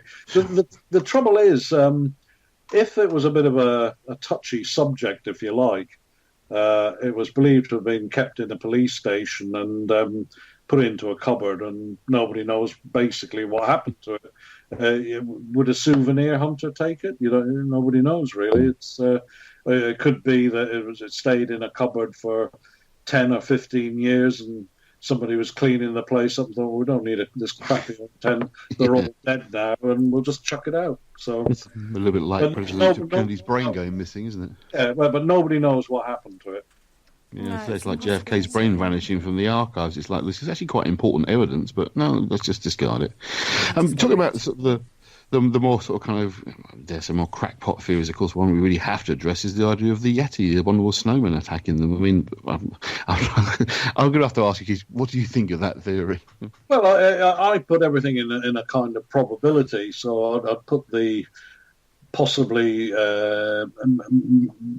the top of that theory. You could have the avalanche, the military accident, possible Mansi killings or whatever. You could put them up near the top. I'm afraid I've got to put the Yeti theory down near the bottom, because it's I haven't researched the Yeti too much, but you've got a large hominoid creature that resembles a bear. You would expect it to probably use its teeth or claws if it's got them, and you'd expect those marks to appear on the bodies, which there was no kind of animal predator attacks. It could be the crushing injuries came from, for Zolotarev and Luda, Yeti had crushed held them and crushed them in a kind of a bear hug, but the thing that argues against that is there's no tracks. Yeah. Any Yeti is like a large bear, say, or you'd expect to see some kind of tracks, wouldn't you? Absolutely. I mean, I know we have the single photograph, a rather blurred image in the background of what has been purported to have been the Yeti, but I know, having looked at the photographs myself, the next photograph, the previous photograph on the reel, shows one of the group in clothing that's not dissimilar to the figure that you see in the background, supposedly, of the Yeti, so that kind of eliminates that one for me anyway. Yeah. Well, it's supposedly the French. He was born in a gulag. Nikolai Bobrignol. He's supposedly returning from having had a Jimmy Riddle. Exactly. Somebody's funny idea of a bit of a joke of taking a picture of it. Admit it does have it's got a crouching. When you look at it, it's kind of a kind of sinister stance, because it's like it's crouching, isn't it? But had it just been behind a tree and he was just gingerly making his way back, I suppose you would be crouching a bit anyway. But taking a week in that kind of temperature is rather risky at the best of times. Yeah. I mean, if somebody comes along and who knows, they thought the coelacanth was extinct, and yet they found one in 1936 in a fishing net. But if somebody provides evidence of a very large tribe of Yetis in northern Siberia that move around a bit, you never know. There might be one. But until somebody produces some evidence, this is the trouble. You can come out with all sorts of things, but you need to back it up with some kind of credible evidence. Absolutely. So you've got to explain the lack of, well, nobody's ever caught a Yeti yet. there's pictures, there's film, there's some film of Bigfoot and what have you, but no, there's no footprint there. You'd expect foot, and also I would think a large animal that didn't have a lot of reasoning power, that was in a rage, I'd expect them to virtually demolish the tent. Yeah, true. Absolutely. I mean, obviously being a paranormal station. Sorry. We've both got so many questions we want to ask you. I do apologise, Keith. We're usually better than this. We usually don't talk at each other all the time. No, but we're both so eager. Absolutely. The other thing I was going to say was, I mean, obviously as a paranormal station, we're not going to discount the existence of Yetis altogether, but I think we could rule them out in this particular case. No, if you're talking paranormal, I would be looking at what's happening in the sky. To me, again, with paranormal kind of activity, you would have to, again, produce evidence of it. But there's something odd going on in the sky. If you take the negatives as being fairly, genuine, a lot of it's inexplicable. But if something is going on in the sky, there's some kind, which ties in with what Yuri Yakimov was saying about the lights. There's also, and this thing about the snap of electricity, there's talk of some kind of energy-based weapon, which is a possibility, because Ivanov, when you read his interview, he didn't do it. He did an article with a journalist in 1990, which is in my book, and it's almost like he was reaching the end of his life, and he wanted a kind of atone for the whole thing. But he talks about unidentified flying objects. He's saying it's not to say that it's some kind of alien, but there's something going on. He says it himself. They found a kind of a burn mark on a tree trunk, which was perfectly symmetrical, a circle, which had been created by a burn, and that's what he sort of talks about, that it could be something that was in the sky. It may not even have come from, it may have been, he doesn't say a military thing, but there's something going on which is kind of technology-based. Yeah. And I would go along with that. It's inexplicable, but there seems to be some kind of evidence that's leading towards it, but it can be explained. Yeah, that's absolutely my own personal thinking of the stuff I've read, that it's something in the sky, a light anomaly of some kind, whether it's a military experiment or I'm not a big fan of otherworldly spacecraft, but it could possibly be sort of testing craft that was experimental and wanted to hush that up because it went wrong.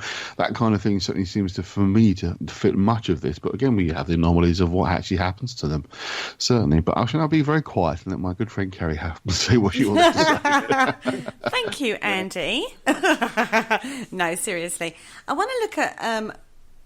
there was something that really interested me on your website, which was to do with a computer simulation that somebody had done that came up with some very interesting results. Now, this is based around the methanol theory, isn't it? Yeah. Do you want to explain a little bit about that? Well, it's it was Ben Firth. What he was saying was that he'd run computer simulations on all the theories, and that kept coming up with 97% probability, and that's, to me, that's pretty good. I work in computer security, but to me, that's applause. If something comes up 97% hit, you've got to take some attention to it. But the methanol, he's saying that that methanol was introduced into the food source that they were eating, and that is what had affected them. That whoever had done it possibly as a bit of a joke, they realised that somebody had done it. They attacked whoever had if you like, put it into their food, but it was affecting them quite badly, virtually driving them wild. I mean, the theory's on my website, but it implies that one member of the group, though, is doing something to the others. But as I say, it's, if it comes up with 97% possibility, then I think you've got to look at it, because there's a number of theories there that they were possibly eating mushrooms, that They'd had fly algaric, I think it was. But things that would affect their mental faculties, and that would account for the weird, bizarre behavior of slashing their way out. Whether it's menthol, there was making them go wild, if you like, but it also blinds you. Menthol, it's poisoning. It's a toxic substance. So whether you go with the menthol or and any other, the fly algaric or whatever, magic mushrooms, call it what you will, that they possibly be been experimenting with it. That would account for the weird, bizarre behaviour. And what Ben was saying about the menthol was that they realised that it had been done to them, and that's why they had attacked the person who had done it. What he's saying is that he tried to climb the cedar tree to get away from them, but then they started climbing up after him. But he's saying, I thought it was just alcohol and it'd be harmless, that the water and fuel got mixed up. So if you like, a prank that went wrong. Very, very wrong indeed. But it doesn't explain the light anomalies in the sky, or some of the more weirder injuries that some of them got. Well, what Ben was saying is that again, the fall down the ravine, heavy snow on top of them causes the rib compression and fractures. I don't necessarily know that's true, because I suppose it's possible snow building up on top of you causes the fractures, but I can't imagine the snow would flatten your nose into your head. That does leave us the same problem, doesn't it, when we're talking about even the military involvement, that things in the sky being military craft or testing weaponry.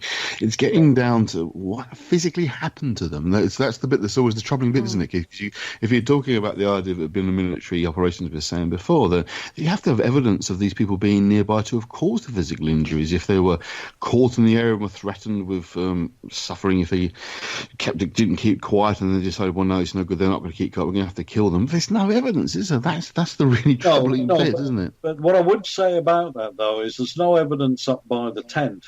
And don't forget the footsteps that they saw, only they started depending. There's several variations on where the footsteps started. They didn't start right at the tent.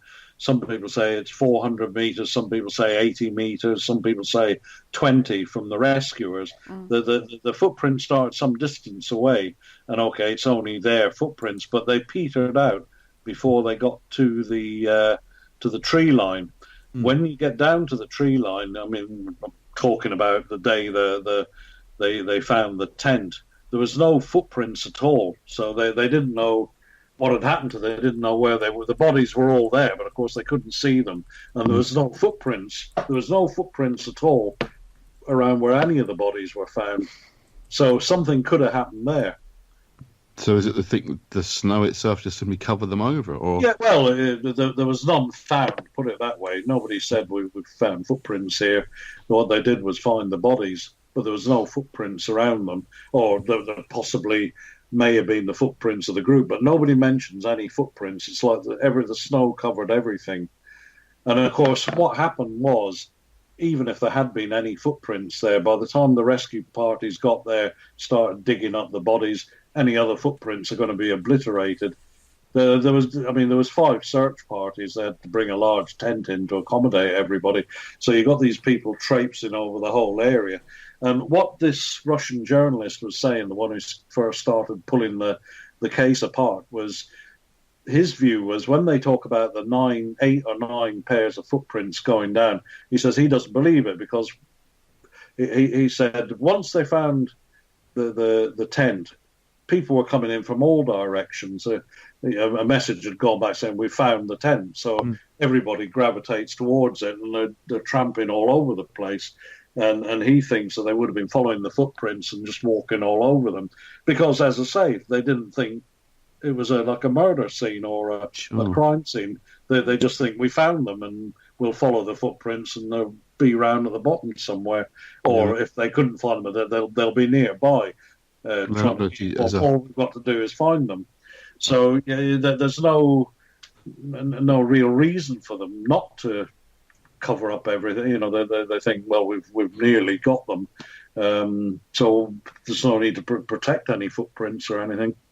Well, the thought that's kind of just crossed my mind, quite literally, as you were talking about it, is that maybe there was military activity close by that didn't actually involve these guys, the Dyatlov 9 themselves directly, but because it was a sensitive area, they just wanted to keep the whole thing quiet. They're okay, something strange has happened to these guys, but we're not going to worry about that because it's important that this area is people kept clear of it. So it could be that they're almost like covering it up, not because they knew there was a real reason why it happened, but because it was just open too many questions that didn't want to be asked. I didn't want answers for.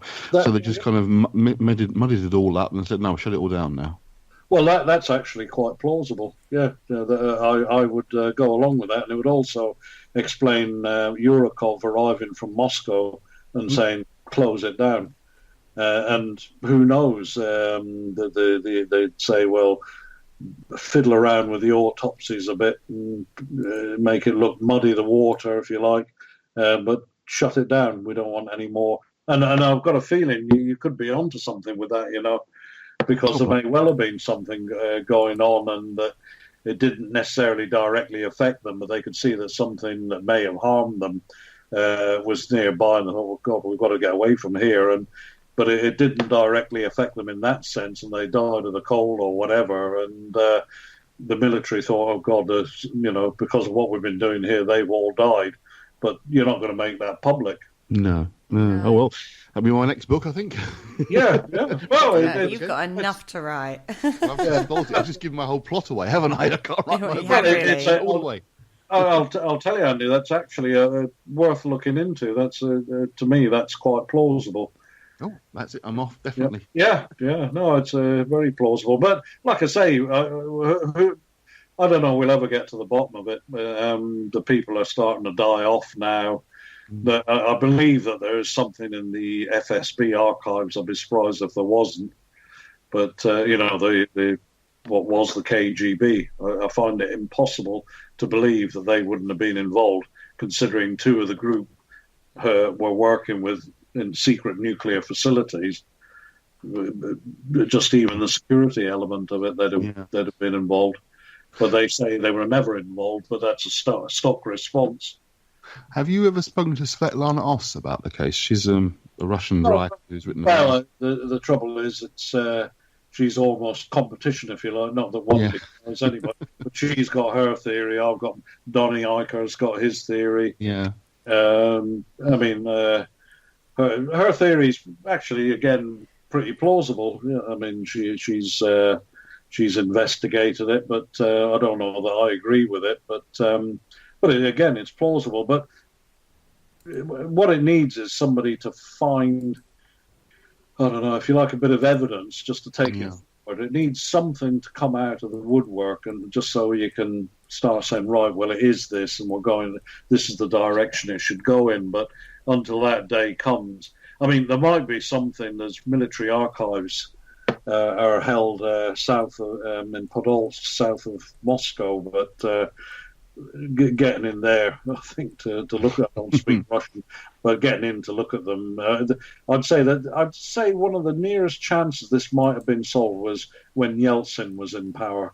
Yeah. Because he had been at the same university at them, and he thought, well, they were, ski tourism was great, and Yeltsin tried to be open about the biological warfare accident they had in that city as well. The anthrax one, wasn't it? Yeah. He was all for pensions being paid to people who'd been affected and all the rest of it. He didn't try to hide it, but Yeltsin's long gone now, sadly. But he when he was in power, there might have been a chance to get to the bottom of it. But the way things are now in Russia, it's heading. Everybody says it's heading back to the old days, unfortunately, as far as the truth or security goes, sadly.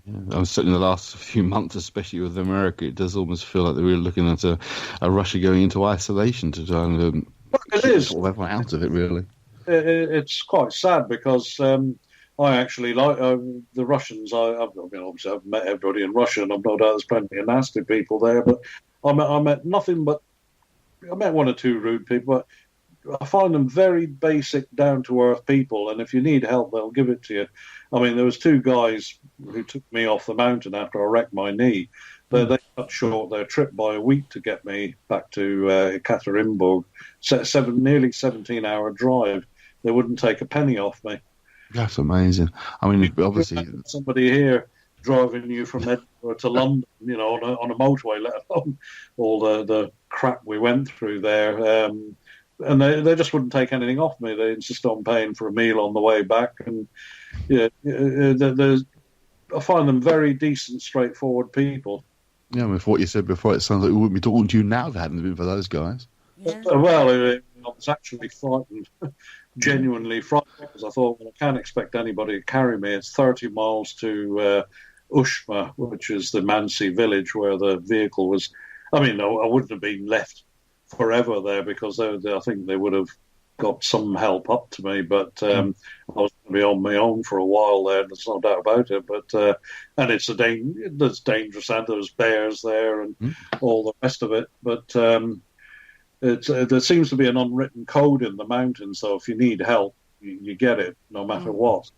What actually happened to you? I didn't quite catch the exact events. The thing is, I used to do a lot of powerlifting when I was younger, and my knees are basically wrecked from it. With heavy squatting, and I stopped it years ago, but I've kept myself reasonably fit. But my knees are not in great shape. But the backpacks we had weighed, I think, well, so I won't say it in metric. It's 55 pounds, which is quite heavy. And the trouble is, it's the mud there is absolutely terrible. So after we dropped off the truck, we had the best part of 25 or 30 miles to trek, and the pace they set up was daunting. So you imagine doing it's like doing a cross-country run in full kit, if you like. Oh, Lord. 55 pounds, and I was doing all right.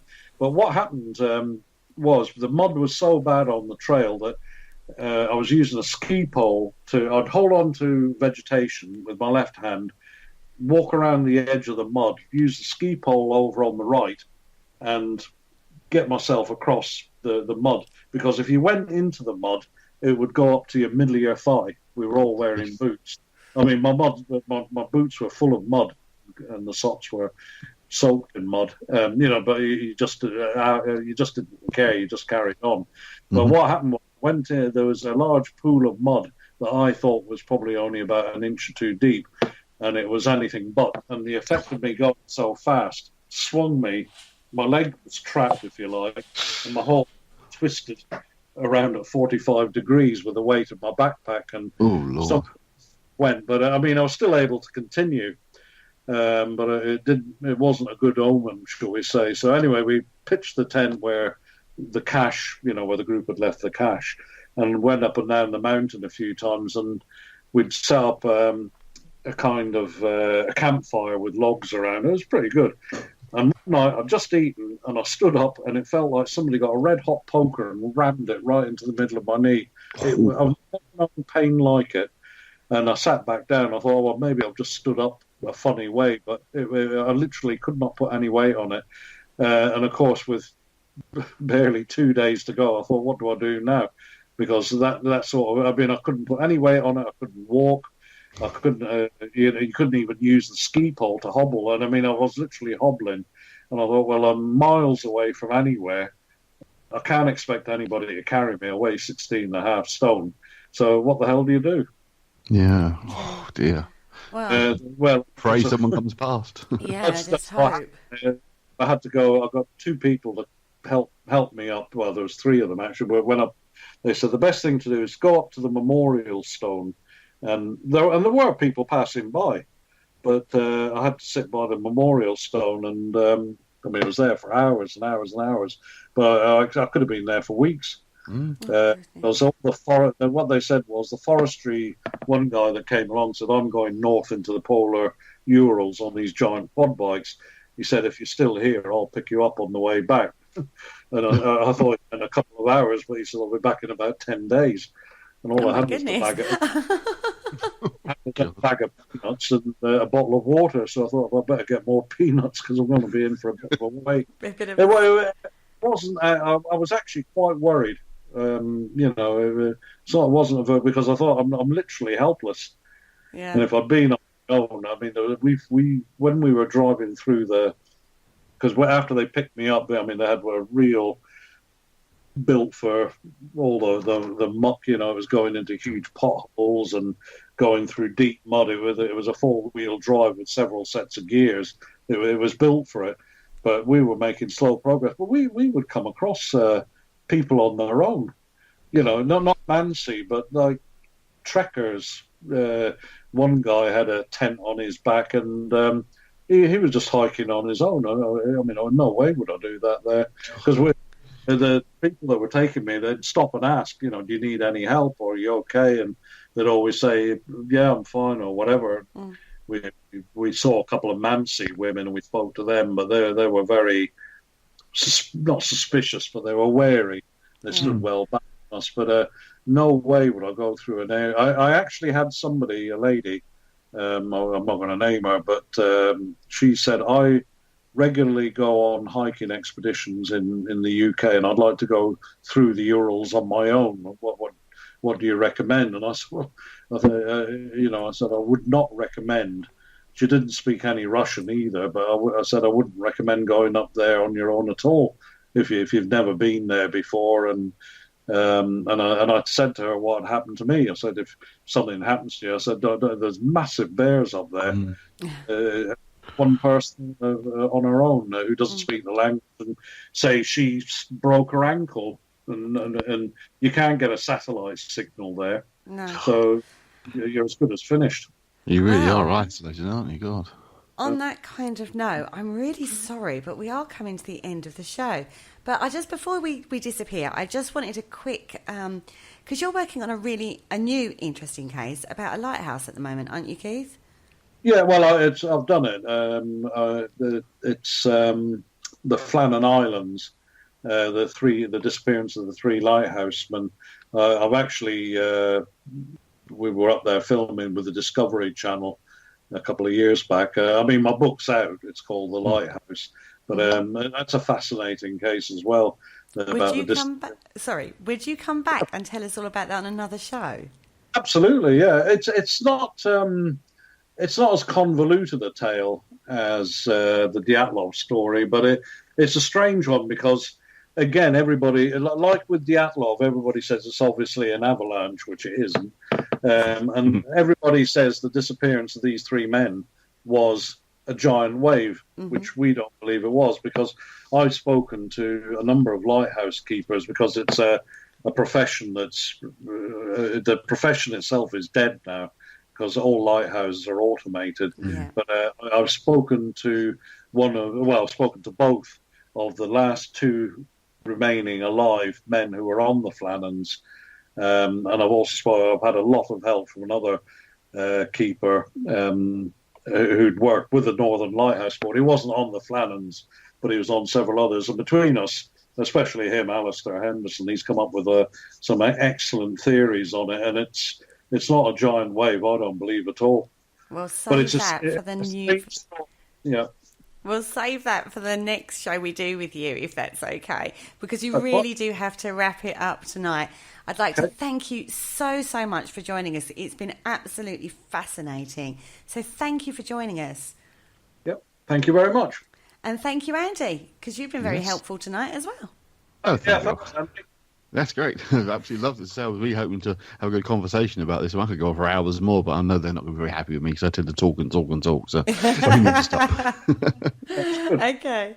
I'd like to thank everybody in the chat room for joining us. So thank you for that. I hope you enjoyed tonight. Spread the word if you did, because it goes to a podcast afterwards. We're also on the Podbean. We're also on the Internet Archive. We're also on YouTube. In fact, we're just about everywhere at the moment. So please spread the word. Thank you so much for joining us.